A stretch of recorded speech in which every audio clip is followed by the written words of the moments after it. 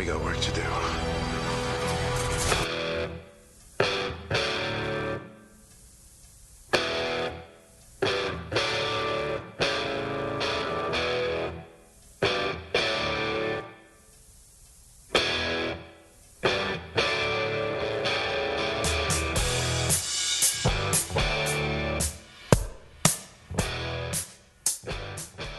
Welcome to Highway to Hell, a supernatural podcast. I'm Christine.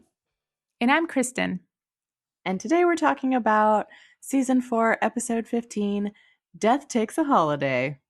It's not a very fun holiday. No, it's not. And it makes it seem as if Death took an intentional holiday. Right. Just like a for funsies vacation. For funsies. They went to Disneyland or something, but it went to Star Wars didn't World. happen that way. I know, man. I still need to go. Yeah, you need to go. Let me tell you, I don't remember this episode. Oh. It's one of those, very rare. Yeah. That I don't recall watching ever. So this was like watching a brand new episode. Yeah. And I was watching it. I'm like, what? What is happening? You know? Yeah, because it was definitely that kind of episode. I gotta say, I loved it. Really? I loved it.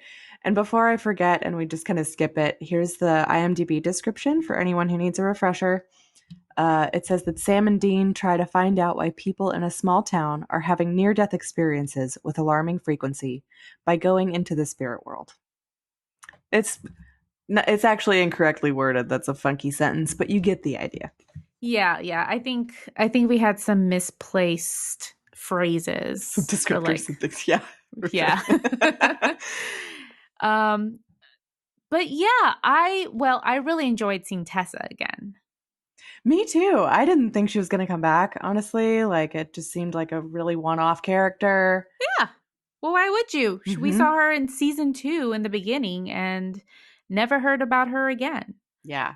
And I didn't remember her name. She showed up and I remembered her face and I was like, oh yeah, that girl. Yeah. Whoever she is. Was it just me or was her hair longer? It was longer this time. Yeah. That's funny. So Reapers have like longer hair or something, or like change it grows. their style or something. Yeah. I don't know. That's pretty cool. Yeah. And it was directed by Steve Boyum, written by Jeremy Carver. There were some actors I wanted to talk about. And then I don't know if you want to talk about production stuff after that from the companion, maybe? Yeah. Cool. Okay. So the two actors that we had that I wanted to mention were Alexander Gould as Cole Griffith. And it was so funny because I really liked him a lot. I was already like 3/4 of the way through the episode. And John came in and sat down and saw Cole and he was like, oh, that kid. And I was like, what? Who? And he's seen some of Weeds. He's one of the children on Weeds. Yes. So that's really cool. My favorite character on Weeds. Oh, cool. Because he's a crazy kid. Like, he's just one of those kids that I mean, you saw him in this episode. Like, he just seems really like a smart ass and kind of mature for his age a little bit. Yeah. And so when that show started, which it's a really good show, especially the early seasons, he was so young. He was like maybe 9 or something, like a little baby. Wow. He was adorable. Yeah. And then so it's cute like watching him grow, but then he grows up to be this like badass at 13 years old. It's I don't know. It's crazy. That's really cool. I thought he was a great actor. I really liked him. And like, you know, we'll talk about it later, obviously, but I loved the way that he interacted with Sam and Dean. Like, it just seemed so natural. He just seemed really natural. Yeah, I know. And he was like the perfect kid to like be punching Sam and Dean around. Yeah. When he's like, make me. And he's like laughing. Right. Oh, man. So funny. So yeah, he was great. And then as the guy who plays the second Alistair, I wasn't going to mention the man who plays the first one because he's just so in it for such a short time. Yeah, not too important. Yeah, but the other actor uh, has a lot of speaking lines, and he's Alistair for a portion of the episode. And his name is Christopher Heyerdahl, and he's in a lot of stuff. Nothing really huge. I think he played a part in that movie Sicario Okay. with Benicio del Toro. He looked very familiar for some reason, but maybe he's been in other like small roles before. That's what I was thinking. I didn't go through his entire uh, filmography, but Hmm. he's definitely been around for a long time and I seemed familiar really to me liked too. him. I liked him a lot too. That was another role in this episode where I was just like, damn, Yeah. he's really good. He is really good. But it was funny because I feel like he had like a Godfather accent going on or something like that, Yeah, it was right? kind of like a weird mix. It was kind of southern and also like like I could not do it. on this the day of my daughter's wedding. It's like Yes, exactly.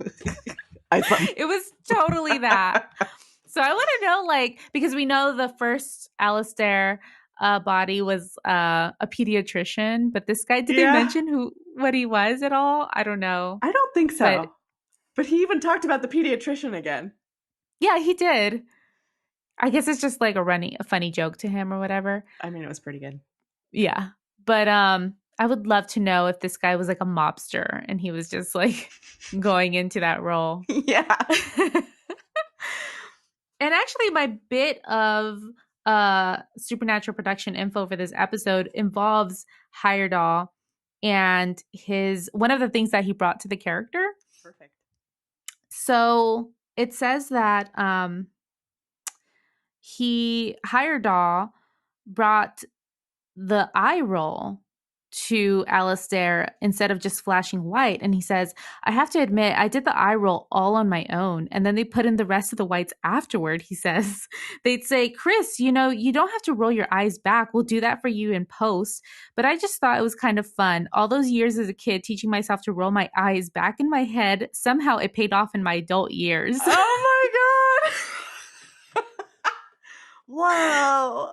That's so freaky. That's Oh my, gross. it freaks me out. Like I'm like rubbing my eyes right now. Yeah, Like, ow. please don't roll.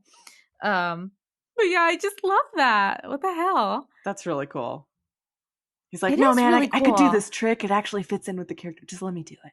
Yeah, it's kind of like what I told you about Bill Skarsgård and his Yeah, with his portrayal of lazy eye. yeah, but he can actually like roll one of his eyes all the way back or to Ugh. the side. And so he used it for it and his character. And it was something he could always do as a kid. And now he can use it as adult. It's wow, these people. I know. And their eye tricks. Right. But no, that was from our Supernatural official companion by Nicholas Knight. And that's so hilarious. I love that so much. That is really great. He got into it, obviously. And it shows. Hell yeah. Um, And I don't know if you had this, Christine, but I just wanted to mention that I did see on the Supernatural Wiki that the episode title comes from a 1934 movie called Death Takes a Holiday, in which Death takes on human form and falls in love. Oh, no, I didn't get And that tidbit. Cool. yeah, and it just reminded me of, I'm sure that Meet Joe Black is based off of it, but I just recently rewatched that movie. I don't know if you've seen it. It's I with haven't. I know what it is, oh, but I've never seen it. it's weird. Ah. It has Brad Pitt Mm-hmm. playing Death, and he comes down and he takes over, Death takes over Brad Pitt's sexy body Not and too shabby. not too I mean, shabby if at you could all. take over anybody's body, I don't know. That's kind of like a Dean thing, right? Let me take that back. I don't know that I would want to be Brad Pitt like Dean would want to be a cheerleader, but Oh, right. Yeah, a little creepy. yeah, it's a little creepy. I just want to be on Brad Pitt. I don't want to be Brad Pitt. Right. You want to be, Just to clarify. and on specifically because hashtag girl on top, right? Yeah, absolutely. Mm-hmm. So it's a fun movie. It's very 90s, very weird. It's Um, yeah, I didn't realize that's what it was about. I definitely thought it was Yeah. like a drama or something because I felt like that was his drama era, maybe? I It don't kind know. of is, but like, but it's I would say watch it. It's very interesting. I think it's on Netflix right now, or HBO Go. I Crazy. watched it recently on one of those. So yeah, I like that little tidbit though, Yeah, that was that cool. it comes from that movie. Oof. And we get some cool other tidbits later that I'll bring up that I do have that I love. It's so cool that we're getting into some of this like mythology and stuff. Or not Yeah. mythology, but like religious stuff. It's awesome. Yeah. And like some hierarchy also, how Yeah. these reapers work and stuff. It's pretty Hmm. cool. All right. So in the then segment, we get our flashbacks of the guys meeting Pamela Barnes, of their run in with Alistair, and when Alistair was trying to get Anna. We get a flashback of Anna talking about how Lilith is trying to break 66 seals. I think it was a clip where she says the 66 seals, even though we now know that it can be 66 of any 600 possible Yeah. seals. Hmm. And then we get Dean talking about Sam, and it's the flashback of the last episode saying, I don't know when it happened, but the Sam I knew is gone. You have all your secrets. Right. And then Sam telling Dean when he's under the siren's spell, saying that basically that he thinks he's a better hunter than Dean and that he's holding him back. Which does come back in this It episode. totally does. I knew it Ugh. would because then, I mean, we saw this in the last episode, but they show the flashback of them two like very awkwardly making up by the Impala, and it's so not Yeah. okay. Like they say it's okay, it's obviously not okay. And Dean's totally the type to like keep any grudges, I think, Yeah. you know, Yeah. He does seem that way. and say it. Yeah. Mm-hmm. I did have one thought. So I haven't really been able to like really think about it. But did Alistair's motives at all change from the last time we saw him to this episode? Because this episode, he's like, I want to break a seal, right? I want to get Lucifer out here. Mm-hmm. Last episode, he was going after Anna, and it was specifically so that he could learn about what the angels are doing. Mm-hmm. So I guess, So yeah, his motivation did change, but I wonder if he's just like being employed, you know? yeah, Because he kind of made it seem yeah. in this one, at least at the end, too, like someone else asked me to do this and I'm totally going to do it. Yeah. Or like with Anna, it seemed like that was a higher level job because he's like doing some recon. He's like doing some spy work and trying to get to the bottom of, okay, what are the angels doing? What's their plan of action? Yeah. But this one, maybe because that didn't work out, he's just back to, all right, so I'm working on breaking another seal, Yeah. I don't know. basically. I guess it seemed like a big deal to me, too, because he had to get Reapers. Like it wasn't just like hanging out on the natural plane. He had to like go into the veil and do some weird shit. Yeah, that's true. No, you're totally right about that. Okay. Yeah, I just wanted to establish that, like, Yeah. what is his motive or are we following it? And I Yeah, think, yeah. yeah, What it what makes is he sense. getting out of all of this? Exactly. I wonder. Okay, so then we get to the now. We see two buddies walking out of a bar down the sidewalk talking about football. They've had a couple beers. And then this guy jumps out from the alleyway and asks them for money and then pulls a gun on them. And they're all shouting. Things escalate really quickly. And he ends up shooting one of the guys and runs away. An employee of the restaurant was in the back, and just throwing out the trash, and he saw everything happen. And so the other friend who was not shot tells him to go call 911. And he tries to resuscitate his friend, but he's not responding. And it seems like he's dead. But right as we're like sure that he's dead, his eyes Hmm. pop open and he sits up and gasps. And he pulls back his shirt to show the bullet wound, and there's no blood. It looks kind of burnt and kind of smoky. And his friend is like, how are you even alive right now? And he's like, I don't know. And then the scene cuts. It's a nice little effect with it still like smoking, but Yeah. there's nothing there. Yeah, it was really weird. It's almost like a burn wound. So then we cut to Sam and Dean, and they're at a diner. Sam's on the phone with Bobby, and he hangs up and says that Bobby told him about a small town in Wyoming where no one has died in a week and a half. And Dean's like, so, I mean, is that weird? He's like, well, seems like some people should have died.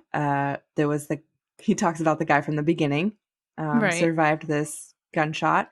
And then there was a man who was dying of cancer who just walked out of hospice. The local police don't understand, and people in the town are saying it's a miracle. And Sam wonders if the people in the town are making deals, but Dean's not really listening. He's just like eating his breakfast sandwich and seems really grumpy. His breakfast sandwich. It's like a burger. I thought they were eating breakfast. I don't remember. I don't know. It looked like a burger, but I wouldn't put it past him to like be eating a burger at breakfast. You know what I mean? That's so true. It could be any Yeah. time of day when Dean's eating a burger. Yeah. um, so then Sam tells Dean to get his food to go, and he gets up and he's like about to leave, but Dean looks really butthurt. Like he's got this look on his face, and he looks at Sam and he goes, "Are you sure you want me to go?" Ugh. And Sam's like, "What are you talking about?" And he's like, "I don't want to hold you back," and like takes a big bite of his burger, I suppose. Yeah. And Sam's like, "Look, I told you a million times that that was the siren talking. Can we just get past this?" And Dean like throws his sandwich down and he's like, "Yeah, we're past it." And like makes this pouty face. Like, "No, you're not. Stop No, saying that." not at all.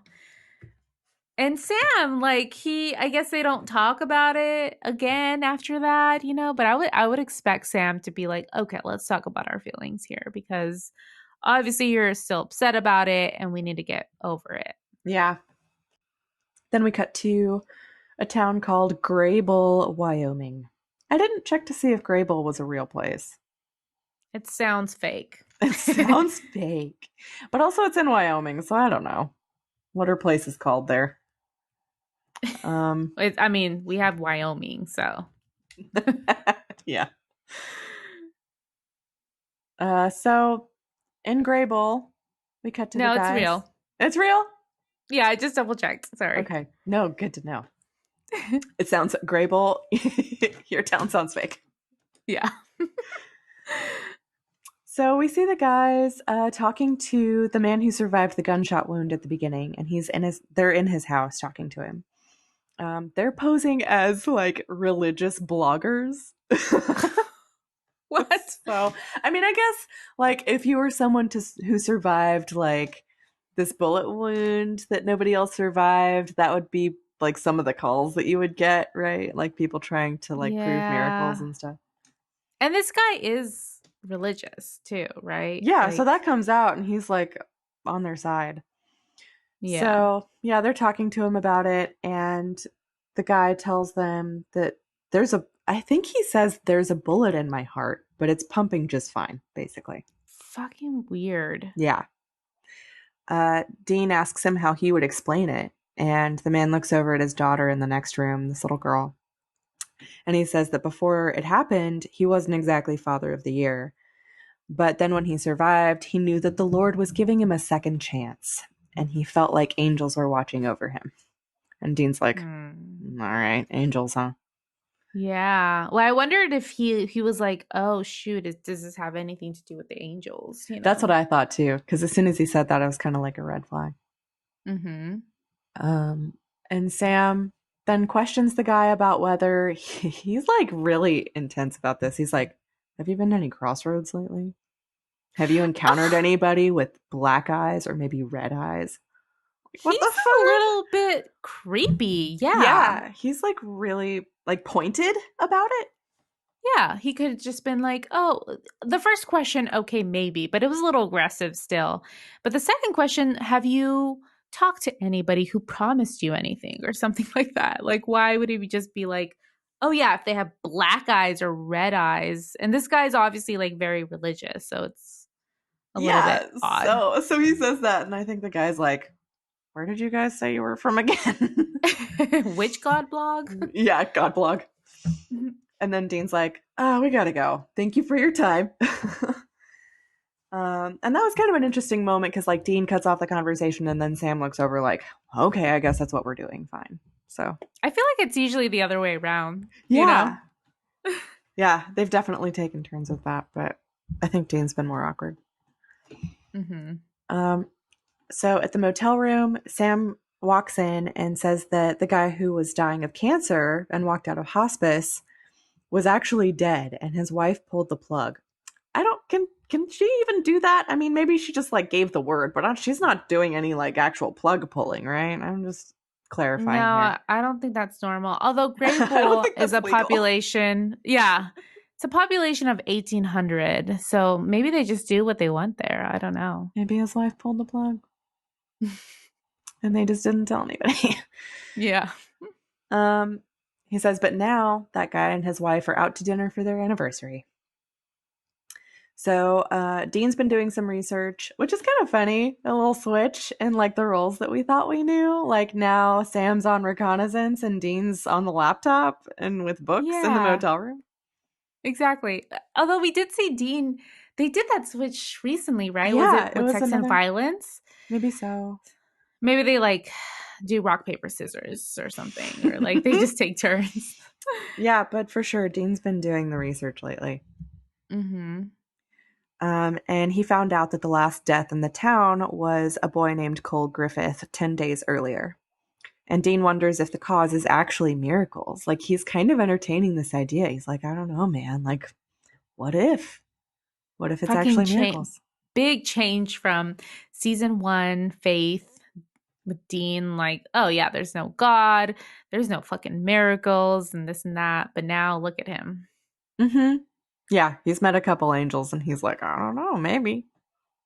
Maybe it's God, maybe it's the Lord, our one savior, Mm-hmm. blah blah blah. Um, so then he says that these people are dying, but they're not going into the light. And Sam says, well, what if there's no one around to carry them? And so he's suggesting that he's like, well, Grim Reapers, they schlep souls. But if there's none around, then the people won't die. There's no one to carry them Mm-hmm. into death. And so Sam suggests that they talk to the last person who died, Cole. And Dean's like, Yeah. what? I um, love this concept. I like one, I love the Reapers. It's so interesting, yeah. but also I just love the idea like it's kind of like a cycle of life kind of thing, right? So you can't have death without the Reapers. They have like a very significant part of that cycle. Yeah. They're necessary to people crossing Yeah. over. Um, so we cut to Cole's grave, and they have a kind of seance set up. There's like an altar with something that looks like maybe sage or something on it and some candles. Right. And Sam says he's not sure if it'll work out, but he says if his spirit's around, this should smoke him out. And I'm like, what? We've never seen this before, have we? Like a No, little seance or anything, how that works? at How a grave. funny. I'm Yeah, surprised. Yeah. I know. It's kind of funny. So then Dean's like kind of huffing and puffing, and Sam's like, what's your problem? And he's frustrated about the job that they're on. He says that if they fix the problem with the Grim Reaper, good people are going to start dying. Sam doesn't want people to die, but he says there's a natural order to things. Dean's like really upset about that. He's like, we basically work all the time to save people. Um, and Sam's like, well, but the normal rules don't really apply to us, which is totally true. Well, I thought it was interesting though, like he said that, because it made I think he corrected himself afterwards because I think Dean was just as outraged. Mhm. But I think it made him seem like I don't know, like he was above other people or elitist in some sense because he's died already, I guess. Are they saying it because he's a hunter? They're hunters, or is he saying that because he's already died and been brought to life? And well, he says I have this whole demon thing, Mm-hmm. right? Mm-hmm. The demon Yeah. blood and everything. Yeah. Um, And I kind of wondered, like, if he said that about the normal rules not applying to them, if he was like, kind of like trying to justify whatever he's doing, Like, well, what? ooh, This is what yeah, I do. This good is what we call. do. I I I I I just can thought about that imagine right he now. is. Yeah. I didn't think about that earlier. No, yeah. But could be. So Hmm. yeah, that's when like Dean's super defensive and he's like, no, we're just like anybody else. And Sam's like, I'm infected with demon blood. You've been to hell. We're not like everybody else. You're not just the plumber, he says. So then Dean just like ends up letting it go. And then someone in the graveyard yells, hey. Yeah, satanic panic over here. Yeah, what are you kids doing? Um, so this man walks up on them and is like obviously freaked out by what they're doing. And he's like, this looks like devil worship. It totally does. Yeah. And Dean fucks this up. He like stutters so badly and like can't give Yeah. a good explanation. He's like, I don't have a good answer. But I love how he looks into Sam like, Yeah. can you please help me out here? Help. Yeah. Oh my God. So then what Sam just says is, we're leaving. Hmm. And then the man says, you're not going anywhere ever again, Sam. Oh Ah. shit.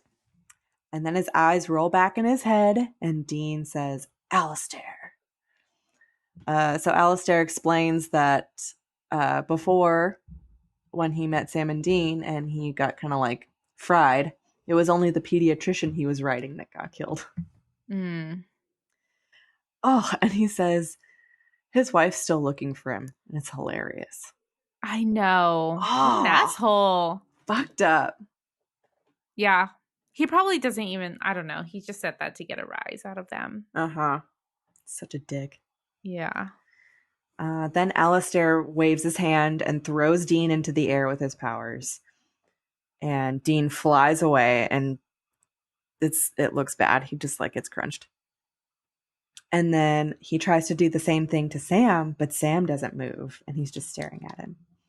And Alistair asks if Sam's been, this is kind of a weird line, quote, solo flexing with his little slut. Yeah. I don't know what solo flexing is actually. I didn't Google that. Well, it's funny because the first thing that came up is Monster of the Week, the podcast, because their episode title for this episode was Solo Flexing in the Girls' Bathroom. Weird. Yeah, I know. I guess it's Um, not a very common term. you know what's weird is that there's no okay, literally all the things that have come up is that line that Alistair says. There's nothing So else. maybe this is a good time for me to bring something up that I wasn't necessarily going to bring up, but it just kind of, as a word person, it kind of bothers me. Like, I overall loved the writing in this episode, but when I got nitpicky about it, they used some weird words and phrases that weren't actually correct. Like Mm. later when Dean is talking to Tessa, he doesn't remember who she is. And Mhm. it's before she kisses him and like he remembers and he says, you're going to have to freshen my memory. And the phrase is actually, you're going to have to refresh my memory. That's weird. So they use a different word.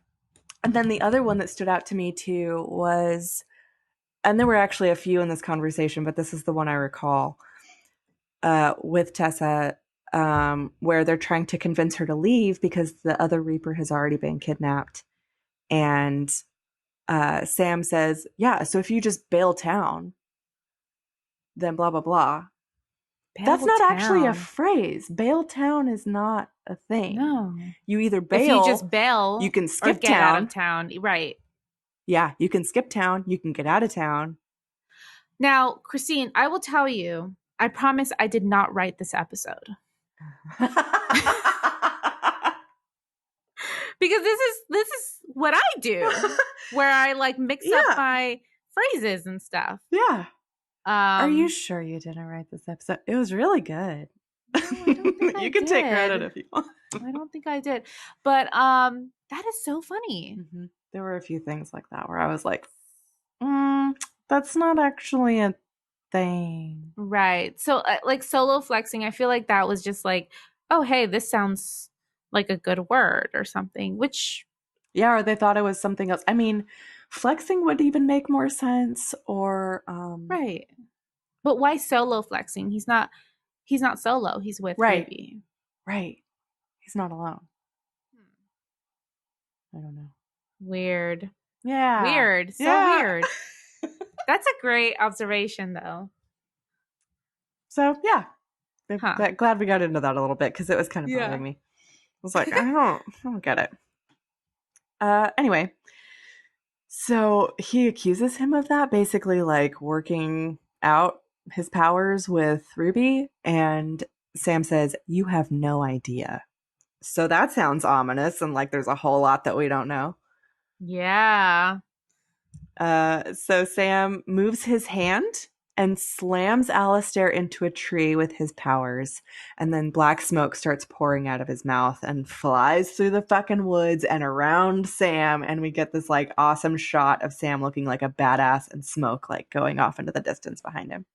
Oh yeah, but we get like that shot of Sam with like major snarly nose. It's just like He's like flaring his his nostrils. nostrils. Yeah, his nostrils are just like blaring. Like I'm angry. They're saying. Can you see how angry I am? Yeah. This is my angry face. That's how I felt also later on, and we'll talk about it when they're like trying to use their mind powers to like move stuff, Patrick Swayze type. Yeah. And it's like, okay, like they've obviously like never done this, like although Sam did it, but we had some issues with his like He wasn't very mind good at power. it. Right. Yeah. So it was hilarious. Yeah. Yeah. Really who was the best at it was Cole. Yeah. Cole was again Unnatural. that Natural fucking ghost. kid. Yeah. He's amazing. He's got great acting skills. Yeah. So back in the motel, Dean's laying on one of the beds with an ice pack on his face. And Sam comes over and he's like, "How are you doing?" And Dean's like, "I think I have a concussion." Poor thing. Yeah. And Sam goes, "You want some aspirin?" And he goes, "No thanks, house." So then Dean asks what happened with Alistair, and Sam says, "I told you, he tried to fling me or whatever, but he couldn't, so he bailed." And Dean asks why he couldn't fling him, and Sam says he doesn't know, but Dean calls him out, and he says, "You can keep your little secrets, but basically just don't treat me like an idiot." Which I kind of get at this point. I understand the attitude. I wish that they by now would just have like talked about this. But Yeah. I would kind of feel the same way too. Like, okay, just don't think that I'm like buying your lie right now. Like, whatever. Just do whatever the fuck you want, but don't treat me like I'm stupid because I'm I not. agree because in the past, and even like the last episode when Dean woke up and Sam was talking on the phone with Ruby, it's like he played along with Sam's lie about like, oh, I was just taking a shit. Yeah. And it's like, no, you weren't. You were on the phone and like just fess up. Yeah, I'm not that dumb. Mm-hmm. I'm not that unobservant. Right. Um, so then Dean changes course and he just like lets it go and he asks if Sam questioned the dead kid, Cole. But Sam says no because Bobby called and said that he agrees with Sam. He thinks that the local Reaper is gone too. But Bobby says he thinks the Reaper has been kidnapped. And so now they know that Alistair's in the deal. They're like, okay, so the Reaper's been kidnapped by demons. And then Sam explains that, so he like reads part of a really ancient version of the Book of Revelations, Mm-hmm. and explains that that basically means that killing a reaper under a solstice moon, which is tomorrow night, of course, will break one of the seals. Yeah. And it was interesting because it just mentioned one Reaper, right? Yeah. A Reaper. So Yes. I was like, oh, okay, it's just one Reaper And that they that's what have to we thought the save. whole time until, yeah, Yeah. until Alistair said that it was two. Mm-hmm. So that sucks. Yeah. So then they're trying to figure out how to save the Reaper, which is a weird concept. I really loved this whole direction too. Like, it was so cool. It The was. concept so far, it was like, oh, this is going in a whole different direction. Like, I just felt like I was being swept off into this unknown, No, yeah. territory. And it does kind of place Sam and Dean like on a higher level. I mean, they're Yeah. operating like badasses now where they're working with angels and working with demons and now they're helping reapers out. Like totally different Right. It's not level. just like supernatural creatures, it's like religious figures who we've only heard about in the Bible. It's Yeah. really crazy. Yeah. And so they're trying to figure out how to save the Reaper, and Sam's like, well, Reapers are invisible. The only people who can see them are the dead and the dying. And then Dean starts talking crazy, and he's like, well, then let's become ghosts. Well, then let's die. Yeah. And Basically. Sam's like, what the fuck are you talking about? Right. Um, so then we get our Pamela segment, which is so great. I know. It's so interesting that he was like, okay, who can help us die? Pamela. Like she has that much power that and he knew about it, and everything. Right. Like, who can put us into that plane? I didn't really, I have to say, I don't think it was that they had to die. I think she, like, casts a spell that basically, like, takes their soul out of Yeah, their body. So she mentions astral projection. you're right. You're totally right. Uh, Two very different things. yeah. And so, being the Marvel nerd that I have become, like, talking about astral projection makes me think of Doctor Strange. Yeah. So I was like, oh, okay, I guess it's just kind of a Doctor Strange thing. No, yeah, you're right. But it's pretty freaking cool, like what she Oh, does. fuck yeah, it is. What? I didn't know that was the thing in this universe. That's so crazy.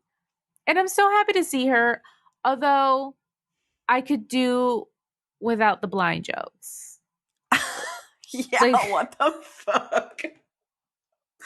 like we get it. She's blind. Like we've already established this. Yeah, It and just like, felt I like get they that were she was like upset about it too, but also, like, why are we even talking about this at all? right. And then she like had to lower her sunglasses to show like to remind us that she's blind. And I was like, are you guys anticipating people watching this having never seen the show before? Or Mhm. like what is happening here? We already know this. From a And it couple of episodes. The first episode she showed up in was when she went blind. yeah, She lost her eyes, and then the next one, she was blind. So we know this. exactly. Yeah. It's not like, oh, Pamela, the blind lady now, like, Yeah, it just reminded me of like the initial like Harry Potter books that are always like Harry Potter is a special boy. oh, yeah, yeah, And yeah. They like recap the whole thing at the beginning of every book, and you're like, okay, I know. I get it. Right, exactly. I read the other books like you wanted me to. Right. What crazy nut is starting in the middle of the It's series gonna or pick something? up book 3 or 4. Come on. I think there's some crazy people like that though, for sure. I don't But want to know those people. I don't trust anybody who does that. yeah, Who does chaos. that? It's absolute chaos. Oh my god. So, yeah, she walks in the room and immediately starts with the blind jokes. Sam says, well, you're a sight for sore eyes. And we get the impression that he means it genuinely. Yeah. But she like lowers her glasses and she's like, basically like, wow. She says, what do you say to deaf people?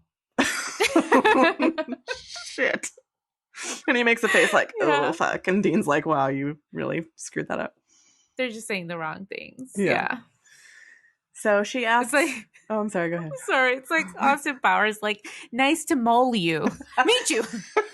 Mole, mole, mole, mole, mole. God damn it. Oh my God. So Pamela asks them who came up with the idea of astral projection. And Dean's like, I did. And she's like, oh yeah, Chachi. And then she tries really hard to talk them out of it. She's like, do you have any idea how like batshit crazy that is? And she doesn't appreciate being pulled back into their angel and demon fight. She's really not happy about this. And rightfully so, Uh-huh. because of how this shit ends. Yeah, Like, she's not worried for no reason. It's a big fucking deal. She knows that. And they're asking a lot of her. So, to try and convince her, Dean's like, well, we're talking end of the world. He's like, no more tasseled leather pants, no more Ramones CDs, no more nothing. And so yeah. she's just kind of like taking it in, and she doesn't verbally agree, but she just is like, kind of like, okay, let's do it. Mm-hmm. So she asks them how they're going to save the Reaper once they get onto this other plane. They won't be able to touch anything. She's like, y'all are going to be fog, which is interesting. I hadn't thought about that. Mm-hmm. So Sam's like, well, I recall some ghosts like basically kicking our asses before. Yeah, And that's true. yeah, and she's like, well, they had time to practice. So yeah, that makes sense. You know, these ghosts are just hanging out for years being unhappy and Yeah. learning how to knock shit over. And so she says that about practice, and Dean's like, well, it looks like we got to cram. Okay, whatever. So she recites an incantation and sits back, and they're both laying on the beds. And so after she's done with the incantation, she's like, okay, guys, that's it. Showtime. And Dean sits up and he's like, nothing like shooting blanks. So what's plan B? And then Pamela just doesn't respond. And Dean looks over and sees Sam on the bed. And then suddenly he turns around and Sam is standing behind him. So Dean looks down at the bed that he's on and he sees his own body lying on the bed. This was pretty sweet. I really liked the transition. It's just like smooth, like nothing. Like they didn't even know Yeah. that they had crossed It over to was that. it was kind of like the episode Dream a Little Dream of Me when they go into that dream, right? Yeah. It was Yeah. kind of a And it's like similar a like surprise transition. to Yeah. them. Like, oh shit, this is already happening. Yeah. Pretty cool. It is pretty cool. And there's kind of like some whooshing sounds as like Sam shows up behind Dean and Dean looks over at Yeah. his own body. And there's like a kind of a blue tint to everything too. We get a different color lens, Yeah. a filter. This is the spirit world, right? Like Yeah. yeah, it's interesting. Where everything sounds kind of whooshy and is like cold colors. Yeah. So let's see. So Dean realizes that they're already ghosts and he goes, oh, I'm so feeling up to me more. It's so gross. Yeah, I know. So then Pamela's talking to them. She can't hear them, but she knows that they can hear her. She tells them that to bring them back, she'll have to whisper the incantation in their ears. And then she gets up and goes over to Sam's body on the bed and whispers in his ear, you have got a great ass.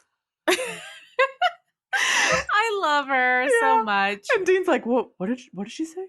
And Sam just like is grinning to himself and not telling. Yeah. It's funny because there was another moment obviously at the end where she whispers to Sam also, and I feel like Dean is so close, like right there. Yeah, like how could he not hear?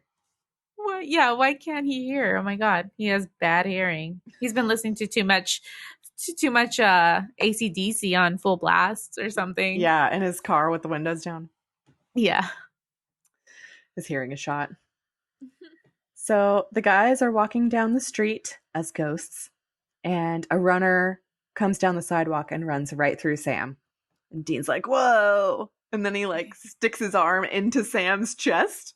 And they both just like look at it. And Dean goes, am I making you uncomfortable? Sam's just like, get out of me. Yeah. And then Dean's like, you're such a prude. I thought that was so funny. God. They're having so much fun with it. Well, Dean is. Yeah. So hours later, apparently they've just been walking around for hours and found nothing. And so Dean suggests going to Victoria's Secret and like peeping. Oh my God, of course he does. Disgusting like that. Mm-hmm. Right. So right then, Sam looks up at a house and sees a boy looking out at them from a window on a second floor. And it's Cole. We cut to inside the house and we see Cole's mom going into his bedroom. And she's like, your dad thinks I'm crazy. Are you here? And she's really very sad. She's kind of crying. She's like, a picture frame fell over and I know it was you. Are you here, baby? Like, blah, blah, blah. So sad. It's really heart-wrenching. And then a soccer ball that's sitting on top of his dresser starts spinning and launches at his bedroom door. She's like, oh my God, and rushes out of the room through Sam and Dean as they're walking into the room. Awesome. Yeah. So then they see Cole, and Cole's like, what the hell, basically? Like, what are you guys doing here? And Sam, like, gently breaks the news to Cole that he's dead. And Cole's like, yeah, thanks, Haley Joel. I know I'm dead. Oh my God, it's such a great reference. Yeah, and especially because, like, Sam's like, it's like, sorry. Yeah. It's just so stupid. They tell Cole that they want to talk. And so then we cut to a scene. They're downstairs and they're watching as Cole's mom pours herself a drink. Cole starts talking to Sam and Dean, and he tells them, I really loved this, all of the scenes with him, but he's like leaning against the door frame, watching his mom with his arms crossed. And he's like, they tell you not to go outside when it's cold. And he turns around and like naturally is just like talking to them and telling them the story of how he died. He had asthma and had an asthma attack from the cold. And when he got inside and onto his bed, he cried out for his mom. And then next thing he knew, he was standing over his own body. Really sad. Yeah. And this kind of shit happens and it scares the shit out of me. I mean, when I have kids, they're living in a plastic fucking bubble. Yeah, exactly. I will have 3 EpiPens in my purse. I mean, hopefully they will be, raised with like good immune systems and stuff like that. This is what we all hope for.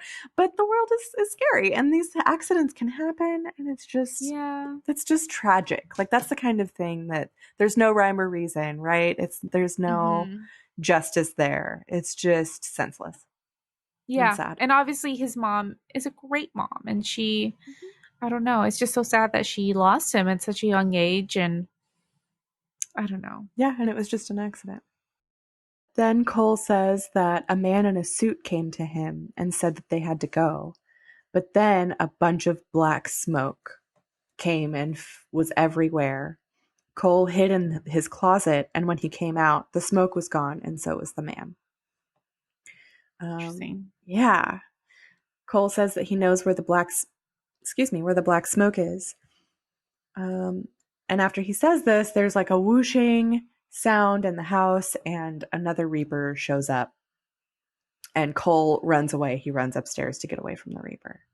Mm-hmm. So this is Tessa. This was when I was like, oh yeah, is that lady? Yeah. I don't remember your name. Yeah. And Dean doesn't remember either. Mm-mm. So yeah, she's like, hey, remember me? And he makes this totally ridiculous comment like, oh, if I had a nickel for every time a girl said that to me. Get the fuck over yourself. Of course he does, yeah. But I really appreciated this actually that, they remembered, okay, she wiped his memory and he doesn't remember this. Mm-hmm.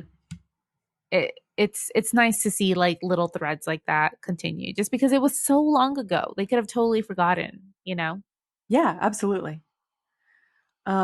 And so so basically he's like, no, I don't remember you. So she comes over and she kisses Dean. And as she's kissing him, we see all the flashbacks of him after the accident, talking to Tessa, having that experience where he was out of body and she was trying to get him to cross over with her. Mm-hmm. Um, so they break apart and he says her name, Tessa, and she's like, "That's one of my names." Yes. Um, so they start talking, and Dean basically convinces Tessa that she can't take Cole because he knows where the demons are that took the previous Reaper. And this is where they're talking to her and trying to get her to bail town. Um, Bale Town. And this was really cool too because during the scene where they're all talking, they're in the living room and we see like while they're talking and like out in the open, Cole's mom comes downstairs, gets her purse and leaves the house and like doesn't notice that they're there or anything. It's like, Yeah. actual life is going on around them and it doesn't matter. No, yeah, I like that little touch. So I guess with Tessa, she wasn't there at the time, right? But I guess it took a week and a half for them to send another Reaper, Yeah. Yeah. I don't really which know is why, interesting. Yeah. but that's definitely what happened. Hmm. So Tessa agrees to not take Cole right now, but she says that when she starts reaping again, she's starting with him. Sam is about to go upstairs to talk to Cole, and Dean's like, "Whoa, wait, what are you going to tell him?" And Sam just says, "I'll tell him whatever I have to." Sam's not above lying to him. Lying to children. Yeah. And he does. He totally He does. he just fucking straight faced, bald faced lie. Hmm. Um. So then we follow Sam upstairs. He goes into Cole's room and sits down by the closet, and we see that Cole is hiding in the closet. Cole says that the worst part of all of this is his mom. She always comes into his room and talks to him about how sad she is. So he knocks things over to let her know that he's there, but it only makes her sadder. Sam tells Cole that if Cole tells him where the black smoke is, he could stay here with his family for as long as he wanted, and that no Reaper would take him. And Cole's like, "You swear?" And Sam says, "I swear." Wow. Mm-hmm. Yeah. Sam, you're not the same Sam I knew before. No, I feel like he would not have been able to do that. He wouldn't have been able to pull off that lie with a kid. No. So that's interesting. Yeah, it is. Um, yeah, no. I don't have anything else besides that. It was just very surprising. I was just like, what? Is Yeah. Sam really doing And this? I didn't know how it was going to end up either. I didn't know how much he was lying at the time, you know? Hmm.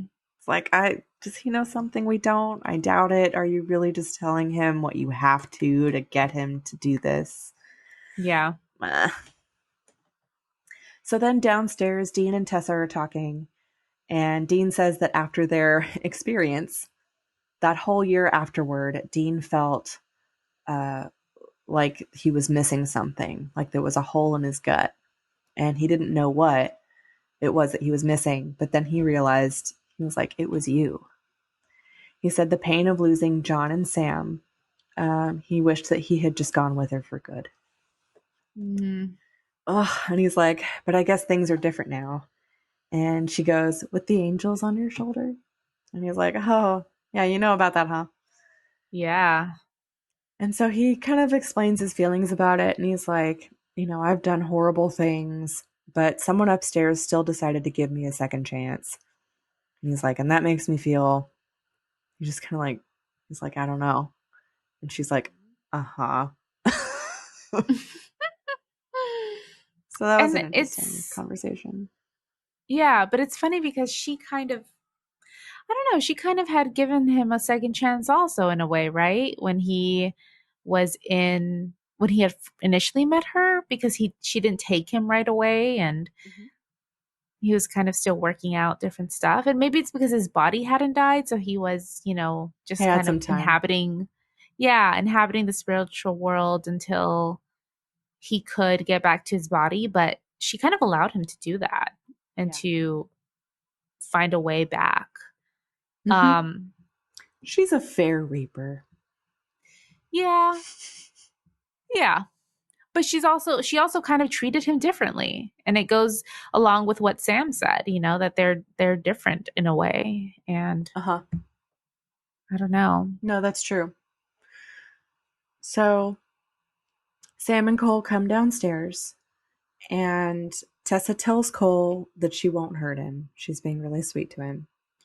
So Cole tells them about this black smoke, and he says that it was at his funeral at the funeral home.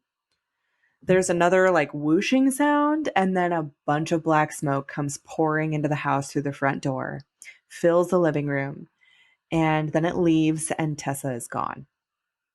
Yeah, fuck. It Shit. wasn't even right after Cole was like explaining this when the fucking black smoke came back again. It's crazy. Yeah, and it's a lot. And so then it leaves, and they're like, "Oh well, what the fuck? How are we supposed to fight that?" Yeah. And I know that you had briefly mentioned this, but Cole did say something about earlier about he knows where the black smoke is, and I kind of wondered why that was. Like how did he know that? Because he How did he saw it at know his where the funeral. demons? Right, but oh, at the funeral home. Right. Okay. That's why. Because I had misheard it as the funeral, and I was like, "What? Well, how does he know where it is?" Because yeah, later on we go to the funeral home. Yeah, I think the line was actually like he said, it was at my funeral, and one of them asks, like I think Dean's like at the cemetery, and he's like, no, at the funeral home. Okay. So I So missed they're that. like, oh, yeah, well, they kind of said it twice. It was the same thing. But yeah, Tessa's just gone. Gone, And fucking gone. yeah, So no yeah, then wonder there's nobody sent. No wonder. another Yeah, no Reaper. wonder. They were like, Yeah, ooh, do we exactly. send Yep. somebody? Yeah, we can't lose another one. Basically, right? That's really funny. Just kind of imagining all the Reapers like, What do we do here, so Bob? I I need to take don't. this higher up. Yeah, Need to get approval to exactly. dispatch another Reaper. So yeah, the black smoke leaves, and they're just like, how the hell are we supposed to deal with this? And one of them is like, oh, with like basically with ghost moves, like how are we supposed to do that? hmm And so Dean's like, yeah, okay, I'll meet you at Mr. Miyagi's. And Cole goes, who's Mr. Miyagi? And then Dean gives him this like he cocks his head and like looks at him like, are you serious? Yeah, he's really. I was equally as upset I know, because I so was like, judgy. man, you had such a great Haley Joel You've seen Sixth Sense, but not reference, Karate Kid. right? Come on, Come on. come on. So then we sort of get like a great training montage here. I loved this element of the episode. It was so hilarious and cool Yeah. and just well done. And I'm glad we got to see it. You know, it wasn't just like, oh, when the fuck did they learn those moves? No, yeah, exactly. And such great interaction with Cole also. Like they Yes. just all like the three of them. I want to see a show where it's just all of them teaming up together. Yes. There was some bonding. hmm It was really cute. So they're on the front porch of Cole's house, and there's this like whirligig on the porch, and Dean's staring at it, and he's trying to spin it. Then he barely makes it move, and he gets very excited. He's like, "Oh yeah, baby!" Yeah. And Cole's like, "Did you pull a muscle?" Yeah. He's such a smartass. hmm And Dean's like, "Okay, well, let's see what you got." So Cole stares at the whirligig, and it starts spinning, and then the porch swing starts swinging, Yeah. and then the chimes start jingling. So he's doing all of this at once, and they're He like, has a lot of control "Whoa, over it. Yeah. yeah, And I guess the only thing that was missing for me from the training montage is that I wanted to know exactly like what they were supposed to be doing with their minds. Like, Yeah, because Cole says something like it's not going to happen if you don't concentrate, but I don't know what that means. concentrate on what, Yeah. right? I'm Because just going to stare at it really hard. yeah. And because it reminded me of what like Sam is doing basically, right? And so I wanted to know a little bit more on that. Although it would have been interesting to see like Sam is just on it. Like he can do Oh, like it with his like powers, he's like, Cole. I got this. Yeah, because he's exercised his mind like that before, but Dean Mm, hasn't, you know? But yeah. I don't know. I guess different muscles or I something. guess. Yeah, but that would have been cool. Yeah. Because it also would have been another thing for Dean to be like, Mhm. suspicious of. Mhm. So, oh yeah, so then Cole does all those things, and Dean's like, dude, you are so Amityville. Yeah. I appreciated that. He's so excited. So then they're inside the house, and Cole just punches Sam in the gut. And he's like, see, you want to hit something, you just got to get mad. And they're like, what the fuck? Yeah. And so then Cole tells Dean to hit him, and Dean's like, I'm just gonna stick with, somebody my own size. And then Cole hits him like fucking hard. Like really hard. Yeah. And then he turns around and tells Sam to hit him, and Sam's like, I'm not gonna do Fight Club with a 12-year-old. And Cole punches him in the face. Yeah. He's tough. He's Yeah. like really strong. Yeah. And it's like I understand like why you don't want to punch this kid.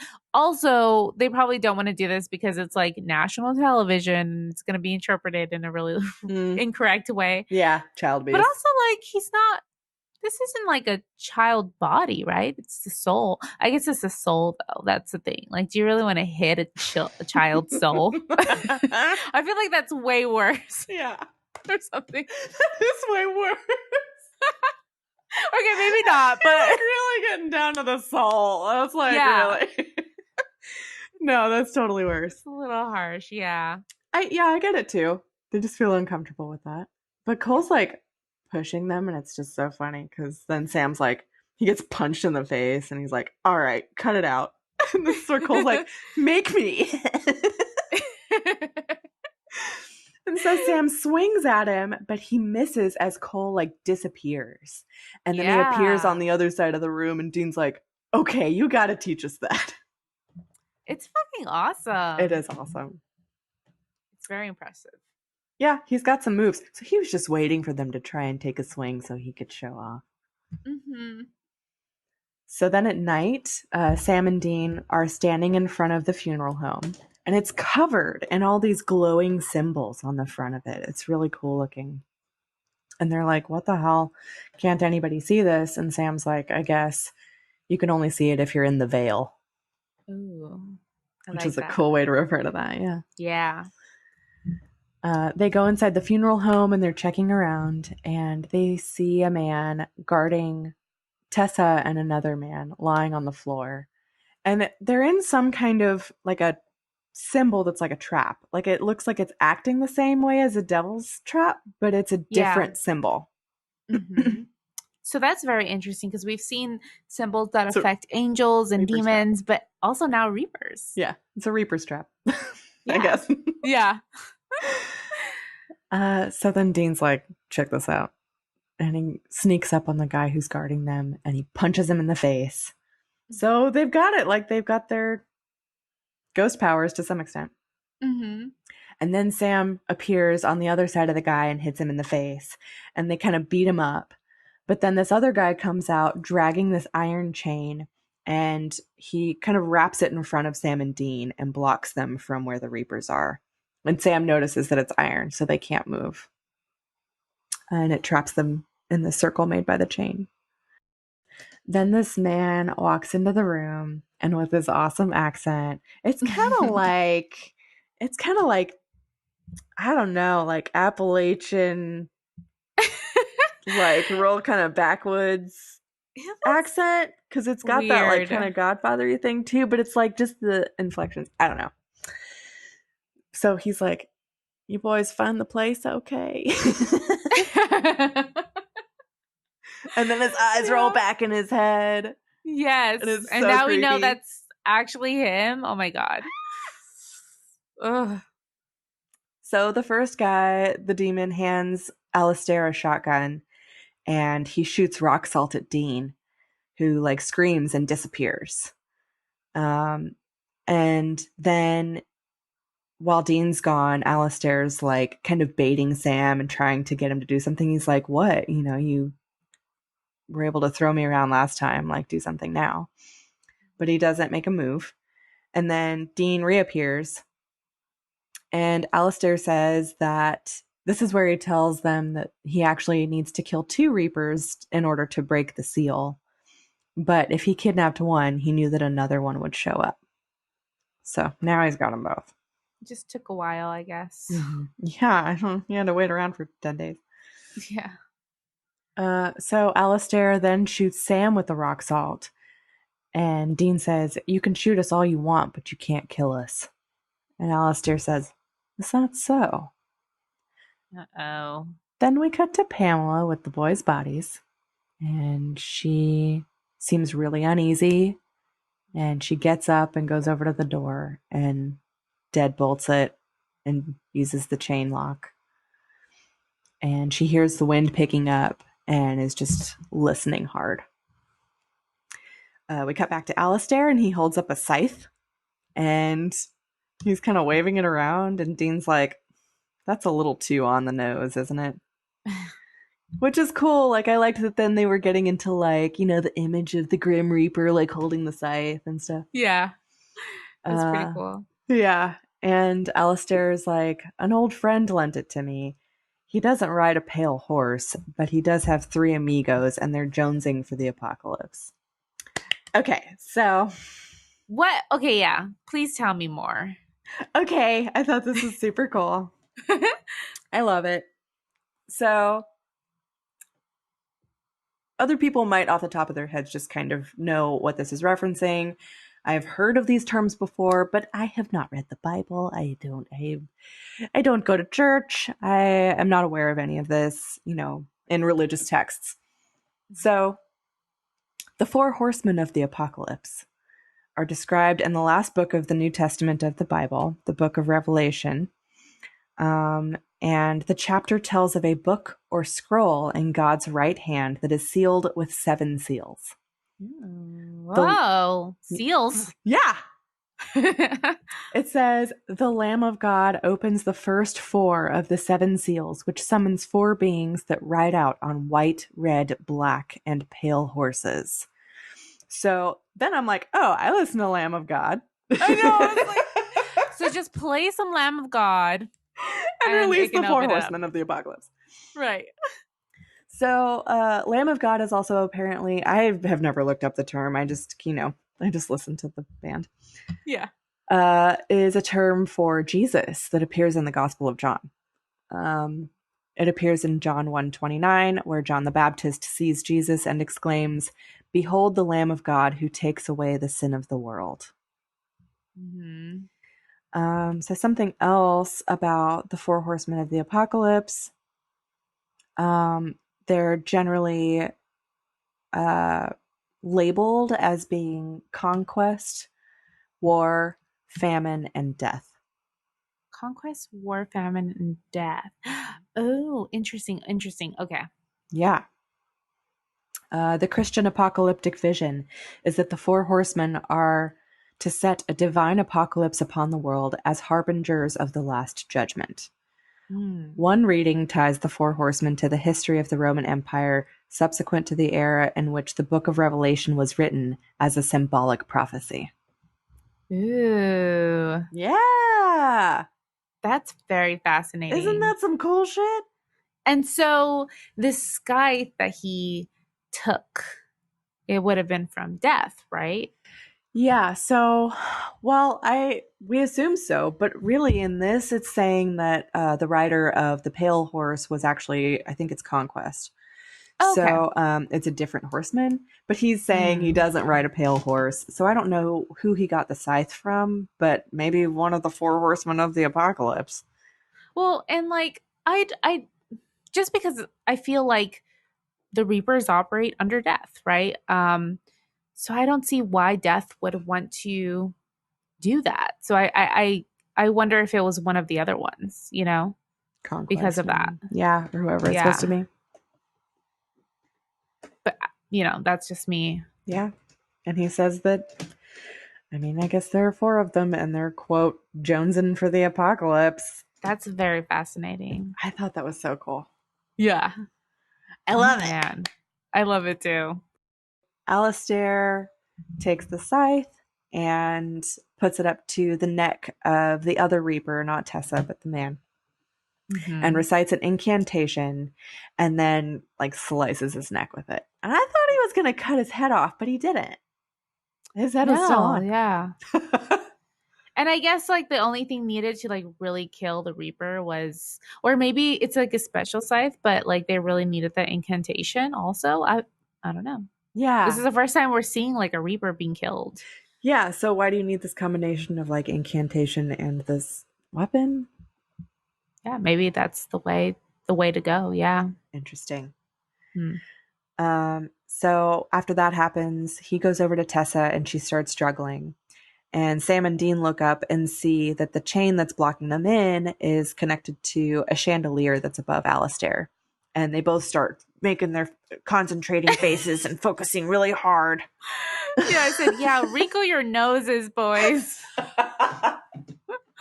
Because yeah, they're both That's what they're doing. concentrating very, very hard on Like they're this. gonna poop themselves. Yeah. Um, so then we cut back to Pamela, and she's checking out the window, and she starts walking around the room, and she says, "I know you're here," and like checks behind the shower curtain, and there's nothing. And she turns around and walks back toward the bed, and there's a man standing in the corner that she passes. It's just silent. So creepy. It is. So she passes him and he moves to grab her, and it's like she hears him at the same time. So when that's Mm-hmm. happening, she lunges at Sam's body and tries to speak the incantation in his ear Yeah. to bring him back. But the man grabs her by the leg and they start like struggling. Which is funny because I took her really literally and I was like, wait, she didn't say you have a nice ass. When she was like trying to I whisper the know. I was like, incantation. oh, this is when she's gonna. I was like, oh no, she was kidding. Damn it. But I Yeah, thought it how would be funny like would some that sort be? of hypnosis type thing, where it's like, oh, it's whatever she wants it to say. Yeah, you have a really nice ass, and now you're gonna wake up. Right. Oh my God. That's so But funny. no, yeah, this fucking demon is just there and she Yeah. didn't realize it at all. Oh. So then we cut back to Sam and Dean, and they finally focus hard enough. They bring the chandelier down, and the chain comes undone. Well, I'm sorry. Then Tessa is able to break free, and she grabs the chain and is able to release them. And so then Alistair looks up at them, and Dean's like, bye bye. And he and Tessa are outside the funeral home, but Sam's not there. And so Dean says he's going to go find Sam. Then we cut back to Pamela, and she's still trying to bring Sam back. She is able to finish the incantation, but the demon throws her onto a table. I don't know what that is. It's like a fucking sideboard or something. I don't know what this piece of Yeah. furniture is called. Yeah. And she's like obviously in a lot of pain, and he goes over to her and stabs her. So right after he stabs her, or as he's stabbing her, Sam wakes up and sees what's happening. And then Sam, so she is like crumpled over, and Sam uses his powers to throw the demon against a wall, and he pulls the black smoke out of this guy's body. Mm-hmm. And Pamela starts laughing, and Sam's like, "Why are you laughing?" And she's like, "I can't die, not in this town." And she shows him the stab wound, and it's healed over. And he is like, "We need to get you to a doctor." And she's like, "No, just make me a drink. Just get me a drink." And she's not having it. Yeah. So then we see Dean out looking for Sam, and he runs into Alistair again. Alistair comes closer to Dean, and then he's suddenly struck by fucking lightning. What the hell? He Oh was man. smited. And Dean's like, what the hell? And then behind him, Castiel says, guess again. Hey, Cass, where you been, What up, man? bro? Yeah, we haven't seen you forever. Mm-hmm. He tells Dean, you and Sam saved a seal, and we captured Alistair. This is a victory. But then Dean's pissed because he's like, you've been seeing us this entire time and you didn't help? Like, what the fuck? Yeah, where the fuck you been? Yeah. And Castiel tells him that they couldn't penetrate the funeral home because of all of the symbols on it. And Dean's like, okay, so that was like angel proofed. Yeah. And Castiel's like, why do you think we recruited you and Sam in the first place? What? How? But how? It's fate. Yeah. Castiel tells him that it wasn't Bobby who called and told Sam about the seal, it was him. So Dean asks if now that it's resolved, if people in the town will start dying again. And Castiel's like, yes. And Dean's really pissed about it. And he's like, these are good people. You know, can't you make a few exceptions? And he's like, you made an exception for me. And Castiel's like, you're different. And then he disappears. Yeah. He's not So very helpful. no, he's not. That's his nature, I suppose. But I was surprised by Dean asking this. What, he just wants people to stop dying? Or I know, I'm not really sure. Or was it like he wanted, I just don't the know, people in the last week and a half not to die? to be spared? Yeah, I mean, I guess that's what he was asking, but it's still interesting. Like, I don't Yeah. know. But it's funny because he's fighting this fight not so that they can live, it's so that they can die. That's Right. basically like the point of it. Right. After Castiel disappears, Tessa walks up and she asks for Dean's help. Then we go to Cole's house. We see Cole watching his mom, and she's sitting at the table and looking at pictures of them together and just crying. And it's just like fucking heartbreaking. Yeah. Tessa tells Cole that as long as his mom can feel that Cole is there, she will be in pain. Cole asks her what's on the other side, and she's like, or he's like, why won't anybody tell me what's on the other side? And she's like, maybe we don't want to ruin the surprise. So she's not going to say. Dean's so nice to Cole, and he starts talking to him, and he says that the other side is better than staying here. Someday your whole family will be gone and there will be nothing left for you. And he's like, I know it's scary. And Cole's like, I'm not scared. And Dean's like, we're all scared. That's the big Yeah. secret. And then Cole asks Dean if he's coming. He's like, are you going to go with me? Oh. Yeah. And then Dean says, I'll be there sooner than you think. Ugh. So then Cole walks up to Tessa, and it's interesting. I haven't seen a reaping before, I guess, like this. Like she like hugs him and he just kind of disappears in this white light. He Yeah. melts like into her. I kind of imagine that, and maybe it's just because it's kind of like this with Dead Like Me also, but I kind of imagine it's different for everyone, you know? It's so Maybe because he's so. like a kid, like And they she were just hugged sweet to him. him and everything. It was really sweet. Mm-hmm. But I love what comes after, Mm-hmm. like the realization that like dawns on the mom's face. Like, Yeah, it's like it's kind of like a weight is lifted or something, and she's like, "Oh, yeah. he's gone." Yeah. It's crazy. Ugh. So Dean tells Tessa to look out for that kid, and she's like, "You need to look out for yourself." So this is kind of an interesting conversation. I didn't write down every line that she had, but she tells him basically like everyone lies to themselves to make them feel better because they're scared. You know, like you said that everyone's scared. We tell lies like we're going to a better place or something like that. Mm-hmm. And the lie that Dean's telling himself is that the angels gave him a second chance. She's like, really? And she's pretty sure that deep down, he knows that something nasty is coming down the road. And then she tells him to trust his instincts and that there's no such thing as miracles. And she disappears. Interesting. Yeah, what the fuck? She obviously does not like or trust the angels, but it's kind of like she doesn't have rank to like really say how she feels, and she's just kind of saying like, just be careful. Yeah, she's kind of speaking in riddles. Yeah. But maybe because she'll be smote also or something. I don't know. Maybe. They could always bring that lightning down. Yeah. So Pamela wakes up Dean and she clutches at her stomach where she's been stabbed.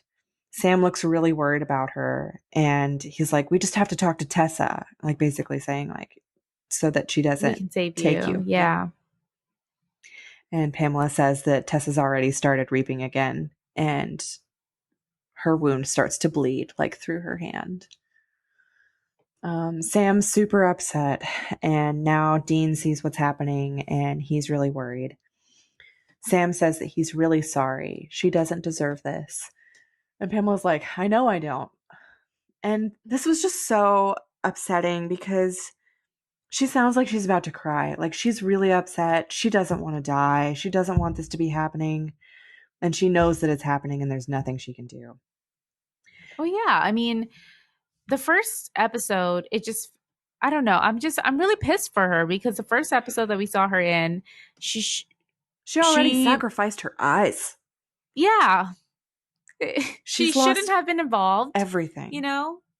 And, and then they had the audacity to bring her back for the, with Anna, even though she's already been through so much. And she was like, fuck this, and she bailed out of there, bailed out of town, and or bailed town. But Whatever it is. yeah, whatever they said in this episode.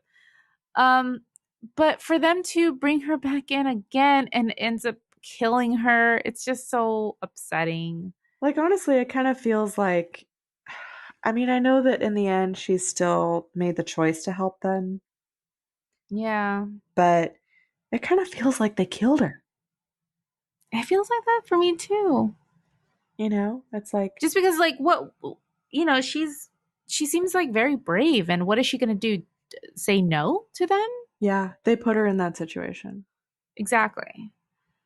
So they could have, figured it out another way, I feel. Yeah, I don't know. I wonder about that. But I don't know. I just felt like it didn't have to end that way. And it's their fault. Like, they now have her blood on their hands, as far as I'm concerned. Mm-hmm.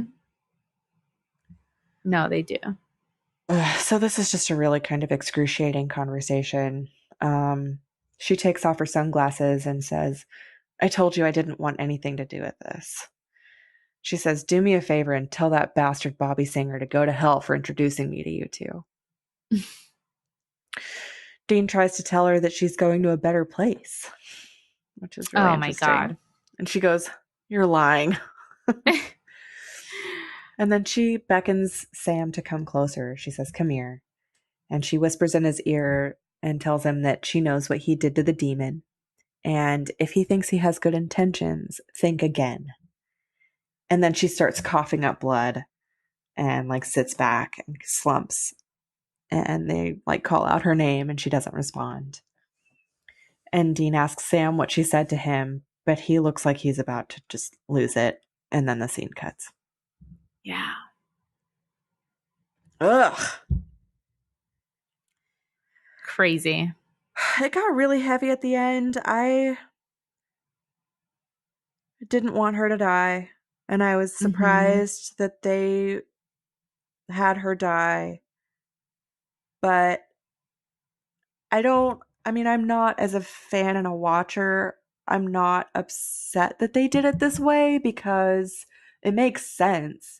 It's not like they just offed her in some way that I thought was stupid.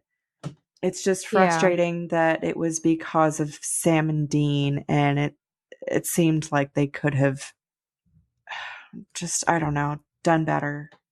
Right, right. Like I wouldn't have had a problem if she had died in a more in a way that was through her own choice and her own volition. But Right. Like it makes sense in the show, but she didn't. She didn't. Ugh, yeah, she didn't die in a situation that she felt like she had control over. right. Yeah, it's really upsetting. It is really upsetting.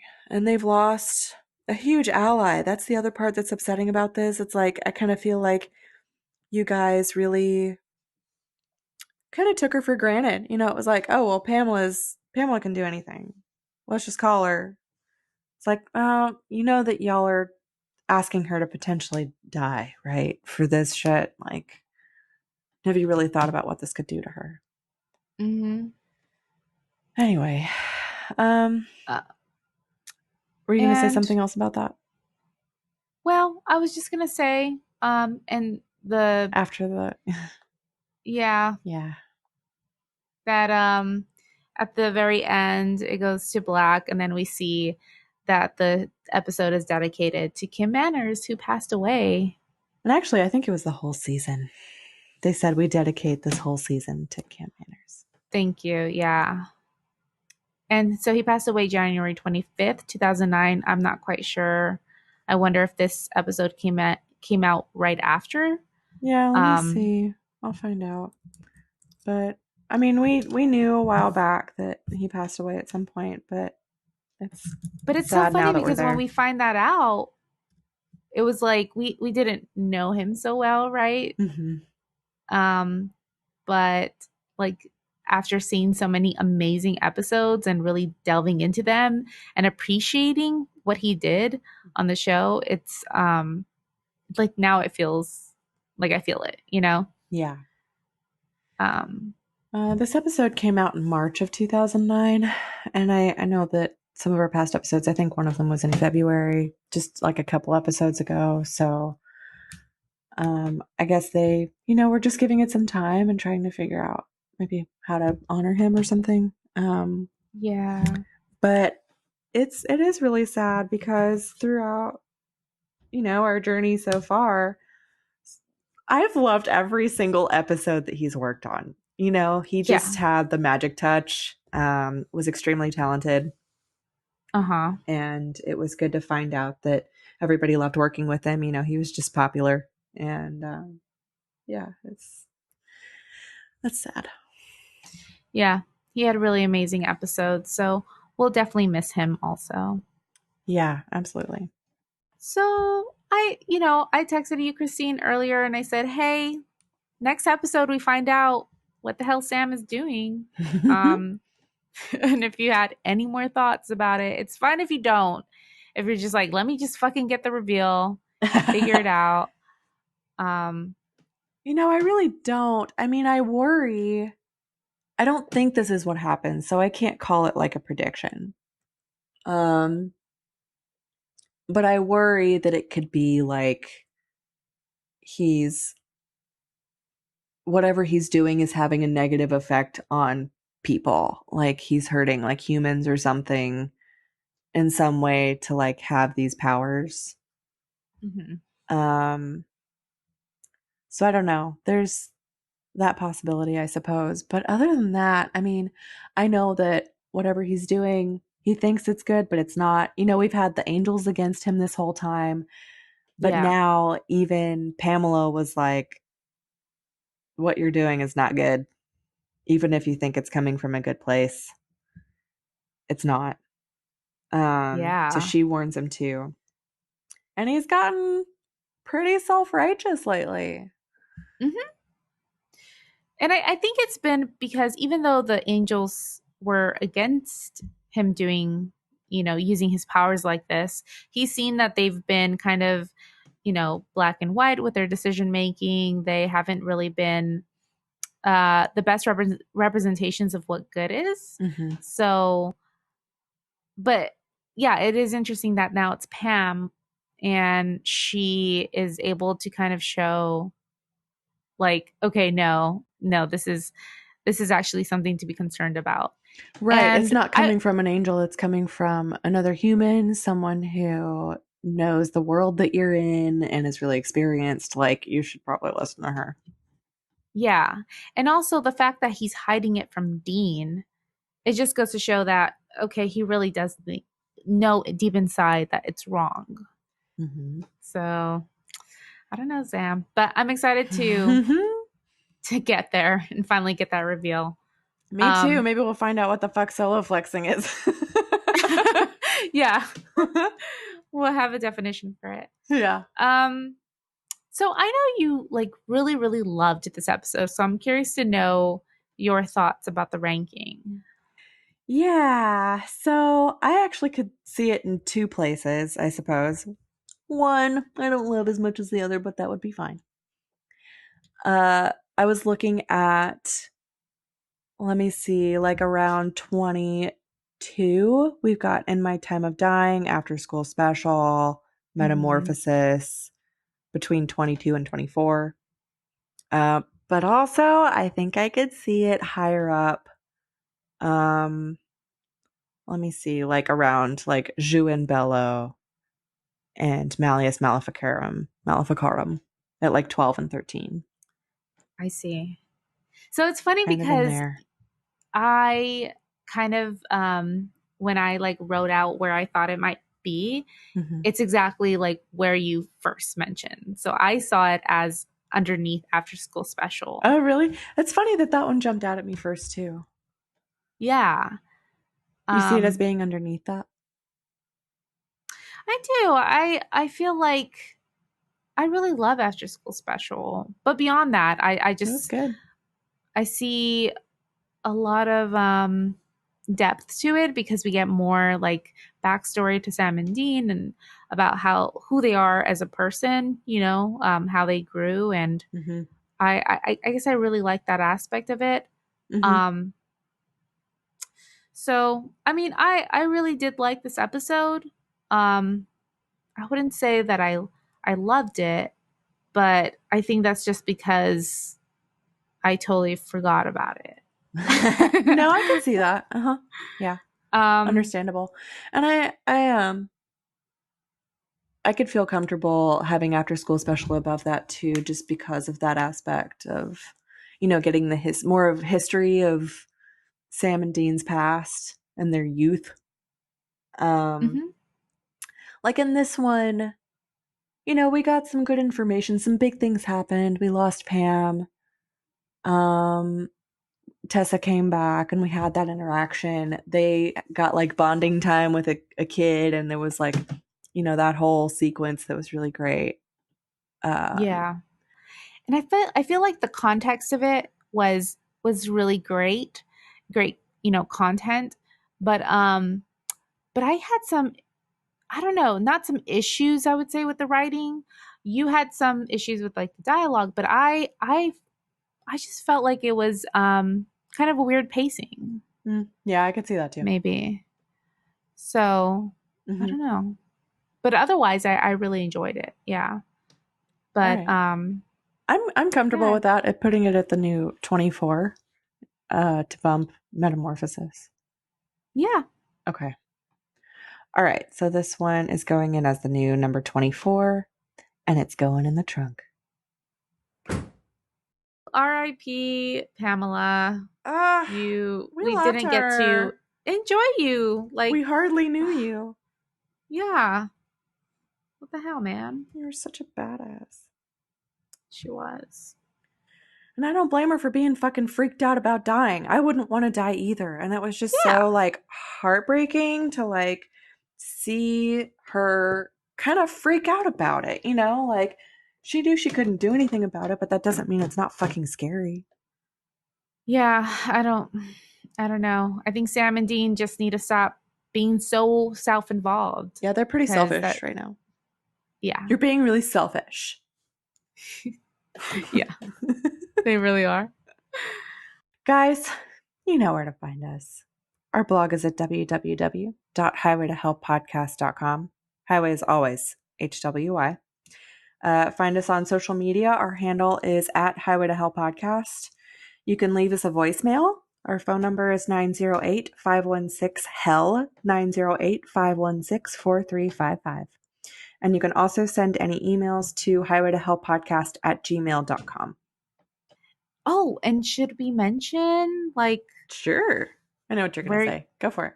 we're going to the convention? Like we decided, okay, yeah, we're going to the convention. So it's pretty exciting and oh my God, I need it's to call my happening. aunt and see if we can stay with her. I keep forgetting. I totally forgot today. That's okay. But yeah, we're But going. yeah, We're totally going. that's happening in 2 weeks. So if you're gonna be there, I think this episode's coming out before that. So say hi. We're totally gonna be wearing our shirts Yeah, and tweet at us. Let us know where you're at if you want to meet. Yeah, we're going to be wearing our podcast shirts. Maybe have some like flyers or something fun to pass out. We'll keep you posted and let you know what we're doing. yeah. So it's gonna be a lot of fun. I'm It'll be excited. interesting. I'm excited too.